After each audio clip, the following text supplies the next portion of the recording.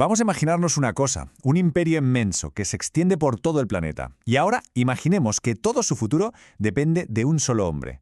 Y ese hombre está a punto de morir. Y lo peor de todo, sin dejar heredero. Pues así, con esta tensión, arranca nuestra historia de hoy, en la España del siglo XVIII, un momento que de verdad lo iba a cambiar absolutamente todo. La pregunta que lo pone todo en marcha es precisamente esa.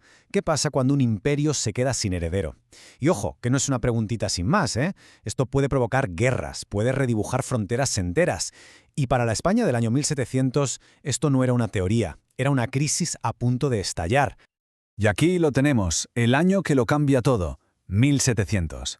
Muere el rey Carlos II, el último de los Austrias españoles, de los Habsburgo, y con él se apaga toda una dinastía. Su muerte, sin un sucesor claro, no es solo un problema para España, es la chispa que va a prender fuego a toda Europa. Vale, vamos a ver qué significaba esto en la práctica. La muerte del rey dejó un vacío de poder gigantesco. Pensemos que España, aunque ya no estaba en su mejor momento, seguía siendo un imperio global. Y de repente el trono estaba vacío. Toda Europa contenía la respiración, esperando a ver quién iba a ser el primero en mover ficha. En su lecho de muerte, Carlos II toma una decisión que va a sacudir el continente entero. Nombra como sucesor a Felipe de Anjou.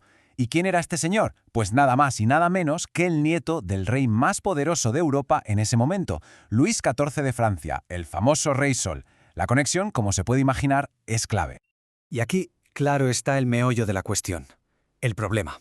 Si el nieto del rey de Francia se convertía también en rey de España, la dinastía de los Borbones pasaría a controlar dos de los mayores imperios del mundo.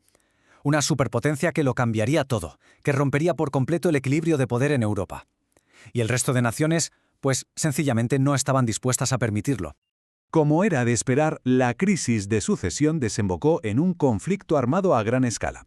Ya no se trataba solo de quién iba a gobernar en España, sino de quién iba a dominar Europa. La guerra, al final, se organizó en torno a dos bandos muy claros. Por un lado, Felipe de Anjou, con el apoyo de Francia y de buena parte de España. Y en la otra esquina, por así decirlo, el archiduque Carlos de Habsburgo, que contaba con el respaldo de una gran alianza que incluía potencias como Inglaterra o las Provincias Unidas, que estaban, la verdad, aterrorizadas con la idea de un superpoder borbónico. Y todo pasó rapidísimo. Desde la muerte del rey en el año 1700 hasta la declaración de guerra formal, apenas pasaron 2 años.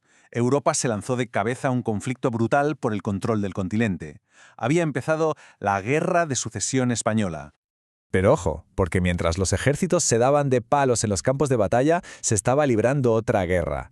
Una guerra mucho más silenciosa, en el plano intelectual. En España, una nueva corriente de pensamiento empezaba a coger fuerza. Una que prometía un futuro muy, muy diferente para el país. Este movimiento era la Ilustración. La idea de base era simple, pero al mismo tiempo revolucionaria. Había que usar la razón, la lógica, el conocimiento, para reformar la sociedad, la economía y la política. Era la única manera, decían, de sacar al país de su decadencia. Y en España, por supuesto, estas ideas encontraron a sus grandes defensores. Pensadores y políticos como Jovellanos o el conde de Floridablanca se convirtieron en la voz de una nueva generación que pedía a gritos un cambio, una modernización. Para estos pensadores, los ilustrados, la clave estaba clarísima. La salvación de España no iba a venir de las conquistas militares, sino del progreso interno. Creían con una fe ciega en el poder de la educación, de la ciencia y de la economía para darle la vuelta a la situación del país. Muy bien, todo esto de las ideas está genial, pero ¿cómo se traducía en un plan concreto? Porque no eran solo filósofos de salón, ¿eh? Tenían un proyecto muy claro para modernizar España desde los cimientos. Su plan se basaba, a grandes rasgos, en 3 pilares económicos. Lo primero, fomentar la agricultura, que era la base de todo. Segundo, desarrollar la artesanía para poder producir bienes propios. Y tercero, expandir el comercio para conectar a España con el mundo y, claro, generar riqueza. Y en el corazón de este nuevo comercio global se encontraba una de las prácticas más terribles de la historia, el llamado comercio triangular, un sistema espantoso que conectaba Europa, África y América. Los barcos salían de Europa con manufacturas, en África las intercambiaban por personas esclavizadas y en América vendían a esas personas para cargar los barcos con materias primas y volver a Europa. Un sistema que construyó imperios sobre la base de un sufrimiento humano que es simplemente inimaginable.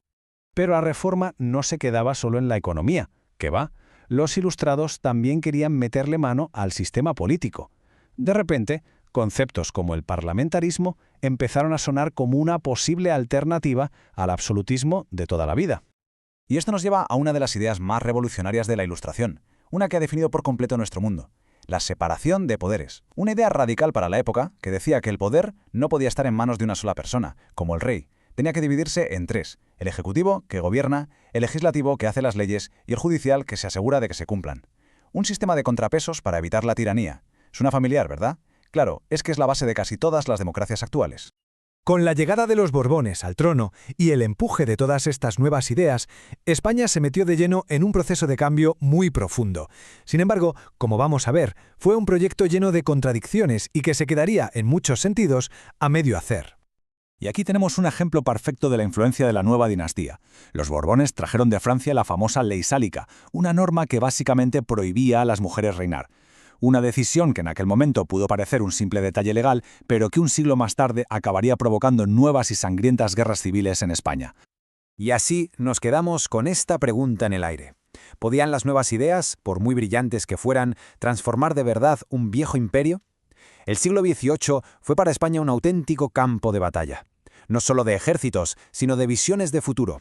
La tradición contra la modernidad, el absolutismo contra la reforma.